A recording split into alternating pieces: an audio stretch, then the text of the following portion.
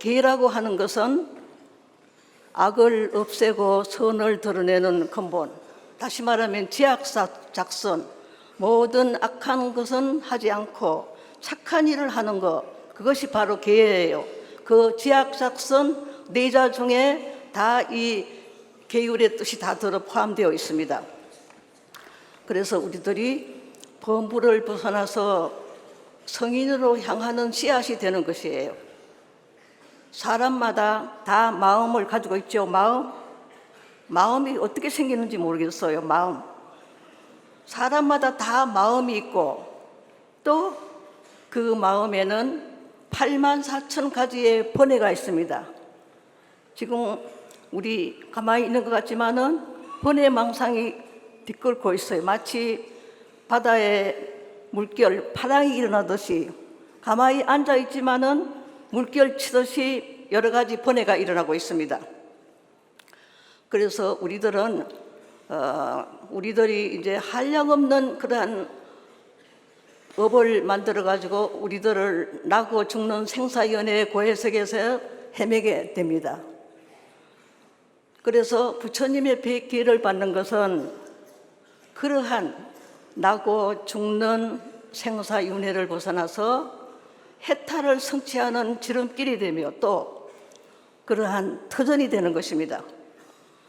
우리가 지붕에 올라가려면은 사다리가 있어야 하겠지요.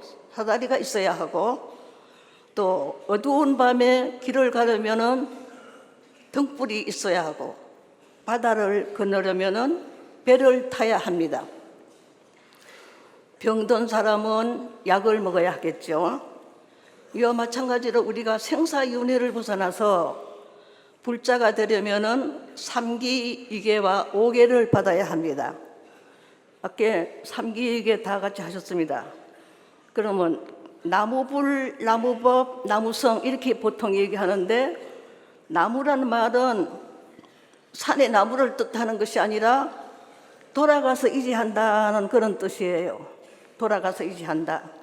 그럼 누구한테 돌아가서 이지하느냐 하면은 부처님께 돌아가서 이지한다. 왜냐하면은 부처님께서는 복덕과 지혜를 갖추신 분이기 때문에 그래서 그렇게 거룩한 부처님께 기휘합니다. 두 번째는 거룩한 가르침에 기휘합니다. 부처님께서 말씀하신 그 진리의 말씀에 돌아가서 의지합니다. 세 번째는 중중존 거룩한 스님들께 기휘합니다. 그래서 이걸 기휘삼보라 그럽니다. 기휘삼보. 불자입니까? 할 적에 예, 삼보에 기휘했습니다 하면 그게 불자예요. 불자가 되려면은 반드시 삼기일회를 받아야 됩니다. 이제 부처님께서 말씀하신 일대 그 45년 동안 설법한 것이 통틀어서 간추려서 말한다면은 경율론이라고 합니다. 경율론. 경은 개정해 사막 가운데 정학이라고 그러고 율은 개학이라고 그러고 또 노는 해학에 해당하는데 경이 부처님께서 중생의 근기에 따라서 진리를 설판한 것이라면은 우리 오늘 계를 받지요. 율은 불도를 배우는 자들이 반드시 지켜야 할 규율을 모아놓은 그것이 바로 율이고 노는 그러한 중생에게 바른 지혜를 주기 위해서 모든 법의 그 뜻을 보다 구체적으로 논한 것을 논이라고 합니다. 경율론. 그래서 이 경율론 3장은 세 다리와 같아서 서로 아주 불가분의 관계를 가지고 있어요. 그래서 과거 치불 통계에 이런 말이 있습니다. 재앙 막작 모든 악은 짓지 말고 중선봉행 여러 착한 일을 받들어 행하라. 그래서 스스로 우리의 그 뜻을 마음을 조촐히하면은 이것이 모든 부처님의 가르침이다.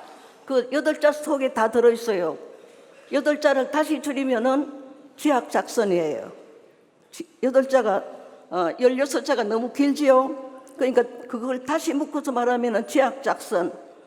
소극적으로는 악한 것을 하지 않고 적극적으로는 착한 일을 행한다.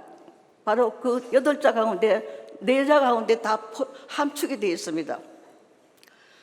그래서 부처님께서 돌아가실 때 유언하시기를 내가 죽은 뒤 개로서 스승을 삼으라. 스승이 따로 있는 것이 아니라 계행으로서 스승을 삼으라고 하셨어요. 그래서 과거, 현재, 미래 모든 부처님들이 다 계정의 사막 중에서 계로서 건부를 삼았다 이거예요. 그래서 계를 말미암아서 우리가 선정이 생기고 고요한 선정이 생기고 가만히 내 마음을 가라앉힘으로 해서 뭐가 생기냐? 지혜가 생긴다 이거예요.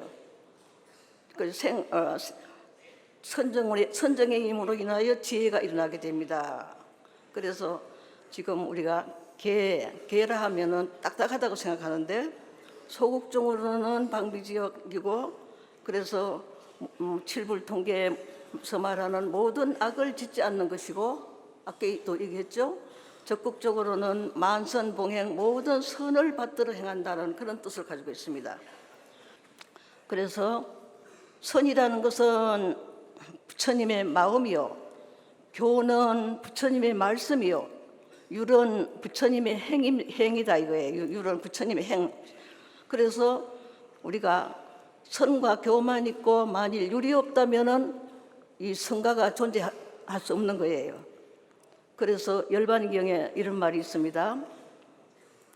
부처님이 세상을 떠난 지 700년이 지난 뒤에는 마왕 파순이가 점차 나의 법을 파괴하리니 이는 마치 사냥꾼이 법복을 입은 것처럼 마왕 파순이 비구, 비구니, 우바세, 우바의 아라한과 불신 등으로 변해서 나의 정법을 파괴할 것이다 라고 말씀하셨는데 만약 우리 불자들이 자칫 잘못하여 사회 사람들로부터 그런 거 비난과 지탄을 받게 되면은 곧 뭐가 같으냐면 부처님 얼굴에 먹칠을 하는 것이나 다를 바 없다 이 말이에요.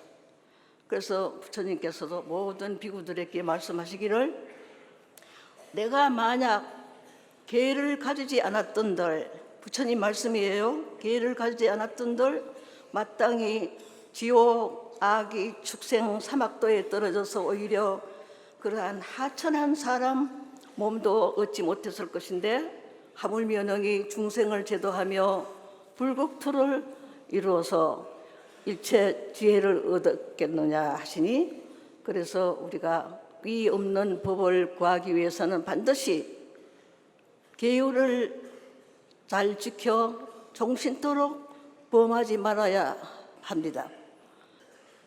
또한 설령 계를 범하는 경우가 있을지라도 알고 잡는 불덩이에 손을 조금 댐과 같이 죄를 적게 지을 것입니다. 마치 높은 누각 위에서 망을 보는 사람처럼 우리가 무엇을 해야 할 것인가를 분명히 가르쳐주게 됩니다. 그 다음에 우리가 이제 참회를 하게 됩니다. 참회.